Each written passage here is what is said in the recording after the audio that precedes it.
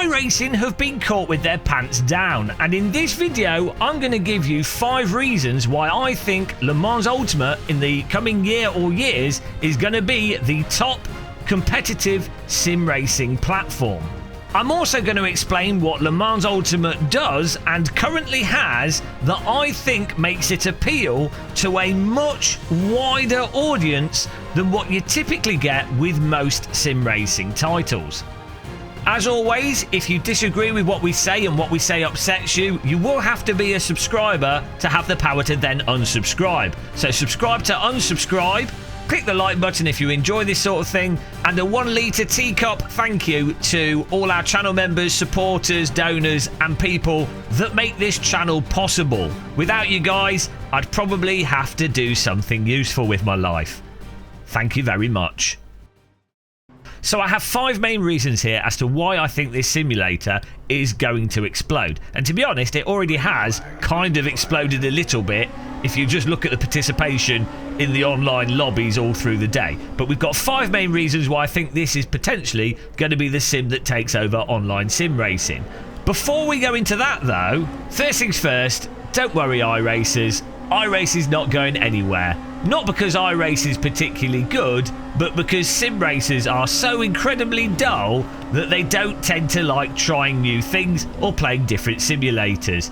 iRacing will always have a fairly sizable audience of drivers lagging into each other and crashing due to the tyre model spontaneously turning off from a little bit of slip.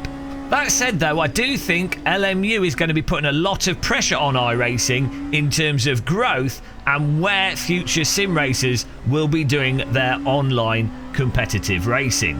So let me begin with the first and most important reason as to why this title is going to explode to an even wider audience outside of the traditional sim racing audience.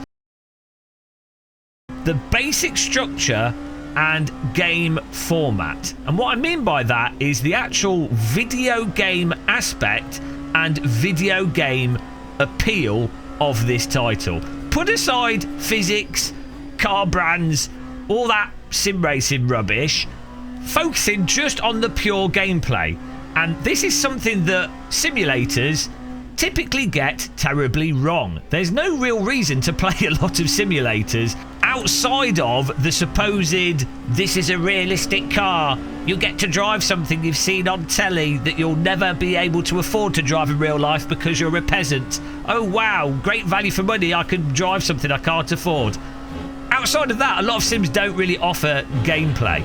Now, one of the things that iRacing offered, and I think why iRacing has the audience that it does, and the reason why I've spent like 8,000-10,000 hours playing iRacing, is the online ranking system and the nature of actually having something to build up. The e-pinification and the RPG World of Warcraft aspect of this type of video game. You have with that a very clear objective and goal that's a very addictive and compelling reason to load up the video game and play it to build your EP, but also just see numbers go up. People are really addicted to that, and it is a really fun thing to do as opposed to sitting there staring at your screen wondering what you're meant to be doing. What further magnifies that rating going up component, the safety rating improving component, is the aspect of having a lot of players playing a game, so you've got people to do that against, but then also having many splits, so outside of the number going up, there's actually a reason for that number to go up, as you find yourself moving from lower splits to higher splits and supposedly getting better racing. Little known fact, the reason why the top split is so appealing to people is that it's just filled with absolutely excruciatingly gorgeous supermodels with flowing hair, butter all over their bodies. It truly is a special place, and a place that's not entirely filled with incredibly sweaty people that have spent far too much time hot lapping and are completely devoid of joy and happiness in their life. Outside of that gameplay hook, what you find, especially with this sort of GT3 endurance type racing, is that you additionally have in each race itself a somewhat battle royale mechanic where everyone's trying to get the winner chicken dinner of beating 40, 50, 60 other drivers. And especially in lower splits with the multi-class, there is a really good chance for a average skilled driver to occasionally luck out and win. It's not as stale and predictable in your results as many other forms of racing, like say Formula 1 or many other sprint racing. You really do get a more, bizarrely, casual kind of PUBG Battle Royale gameplay out of these racing titles. And you can't deny, even if you're jaded and hate GT3 cars, having 50 cars that you're racing against at the start of the races and all the stuff that happens is really quite spectacular. Putting aside motorsport is quite a spectacular thing to see. 60 people wasting their lives driving around Spa and then trying to come out on top. It's bloody good. It's absolutely bloody fantastic. So the basic gameplay hook is there, and it's there with Le Mans Ultimate. Amazing. Secondly, we have the growth of GT3. Now, you know how much I despair over GT3. It's not because I hate GT3 in and of itself, but it is literally a disease that's taken over real motorsport. DTM, gone. Proper GT car, gone. All of SimRacing, interesting support series, gone. But, you know, it's really popular, and with drivers such as Max von Stroopwafel, and then influencers doing real driving as well with these GT races, and the popularity of 24 Hours of Le Mans, Nordschleife races, all this stuff is growing GT3 as a series. You have this general wider interest in this type of car and this type of racing, which games like Le Mans Ultimate, and to be fair, iRacing, have been able to and are capitalising on. Whether you like it or not, when stuff's promoted through big events and all the car companies are promoting it, that just gets more eyes on it, and those people are then more likely to see what the game version is and give that a go. The growth of GT3 is really helping to grow interest in these titles, and the timing of Le Mans Ultimate could not have been better. The real question is, how on earth did Kudos drop the ball with ACC? Do they not want to make money? I don't know, but LMU's here, and so's iRacing in the background chugging along. 3. Pricing and accessibility. The fact of the matter is, Le Mans Ultimate is a hell of a lot cheaper than iRacing. I think you can subscribe to it for like £50 a year if you just want to sub, and that gets you all the content and all the additional race control stuff. But you can also buy into the game for like £25 or £60 for all the content. It's not a huge amount of money. It's under £100, whatever it is. Compared to iRacing, where you're going to be spending between £200 to £300 a year for the first few years, well, you know, it's not really comparable. And in addition to the basic affordability of Le Mans Ultimate is the fact that they're looking to bring it out on console. And you might not know this, but a lot of people have games consoles that don't have PCs. And on games console right now, in terms of serious racing game / simulator, there's only really Gran Turismo 7. And there's a lot of players of that game that are dying and desperate for another title. That is a huge gap that's just not being filled. Project Motor Racing's tried to fill it. They're on version 2.0. We'll see what happens with that. Rennsport is trying to fill it. They've got another update coming out soon. We'll have to see how that goes. But of all titles likely to fill the, I would like something a bit more hardcore, a bit more structured, a bit more intense than Gran Turismo 7, Le Mans Ultimate is absolutely in the best position to fill that gap.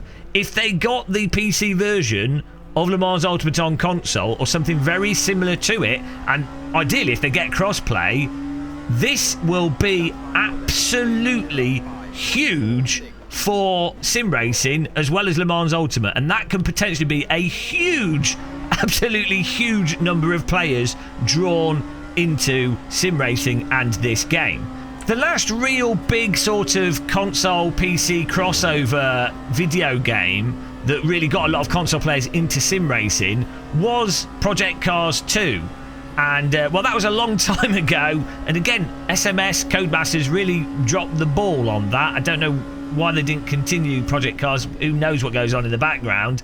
But you could really see with Project Cars 2 how it just sucked in a huge number of new players into the sim racing space. Sadly, a lot of those players, they're in our community because we played a lot of Project Cars 2. Sadly, they're still trapped in PC sim racing land now. So it's really, really important for these types of games to come out on console and really introduce our audience to this type of sim racing gameplay that they just don't come across otherwise.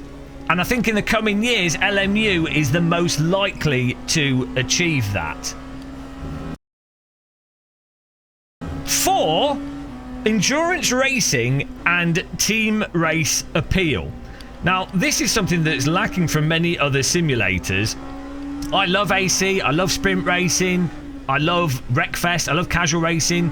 Bloody amazing. Even like Gran Turismo and stuff, jump-in racing, fantastic. However, there is a specific separate thing that comes from the endurance racing and team endurance racing, which attracts an additional audience that is, again, kind of tangential to the core sim racing audience. And that audience is the group of friends that see a big thing taking place, can organise a weekend that they can waste playing a video game, and they can all take part in it, having a bit of a social and a jolly, a bit of an event focus to their social activities.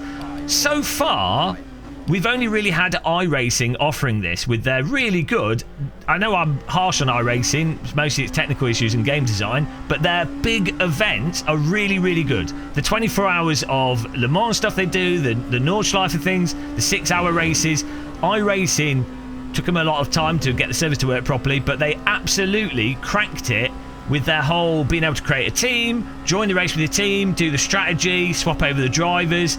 And it really is a really special thing in and of itself, doing those events with a group of friends that all want to bond through shared suffering and despair. And no other activity is as good as sim racing as creating an environment of suffering and despair.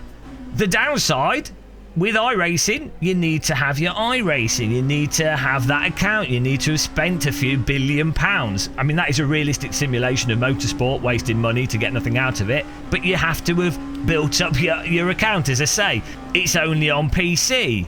Le Mans Ultimate, buy the game, get your friends to buy it, not for a huge amount of money, build up a bit of safety rating, and, well, there you go. You're now doing team suffering.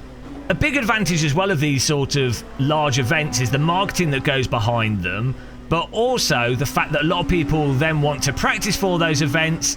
They then want to do the online races in between those events, build up the skills, learn the tracks, do the whole setup thing. That creates a whole sort of economy of activity just to service those big pivotal events. So it's something that really adds a lot to the simulator, when on the face of it, it might not seem that significant, and it might not seem significant to people that don't do those events, but they really do a lot for a sim and a simulator's popularity and growth.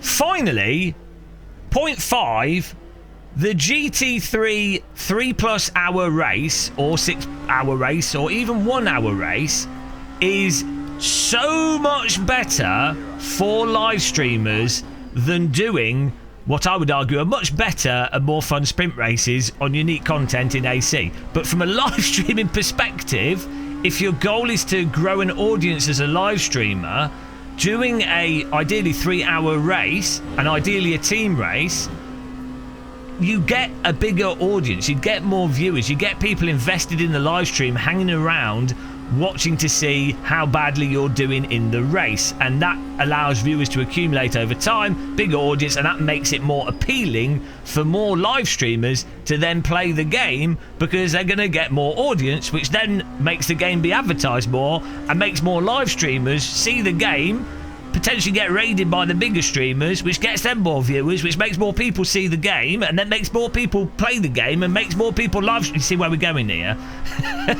So this format of racing is so much better for free marketing that these games get from live streamers. Some developers didn't really fully capitalize on this. I don't think iRacing have fully capitalized on this with specific streamer features and specific streamer promotional tools. I don't think ACC really capitalized on this.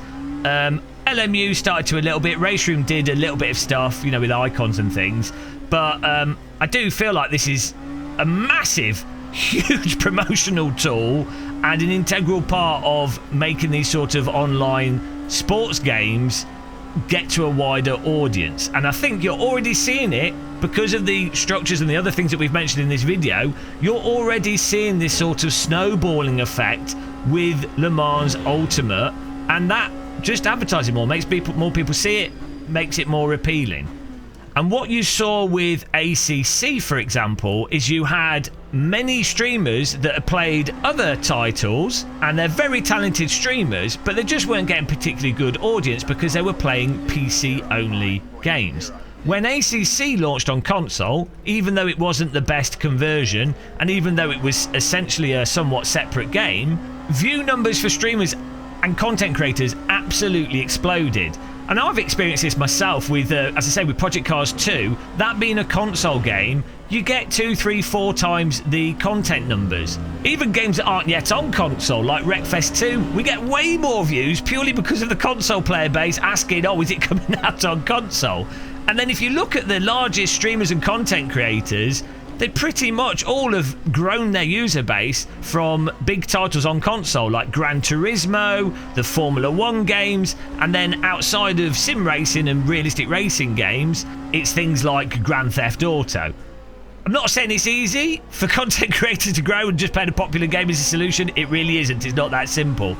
But the fact of the matter is, if you want more content creators playing these online games and doing them, they have to be able to get an audience to support it. And these games being cross-platform, along with all the previous things that we've pointed out in terms of how it pertains to GT3 driving, large grids, and the entertainment and the actual gameplay hook, that is very important. So I definitely think this was excruciating, this moment in the race there. That basically we were going to get third, and then we were straight of Hormuzd. Complete blockage. Oh well, it happens. You have to take it on the chin.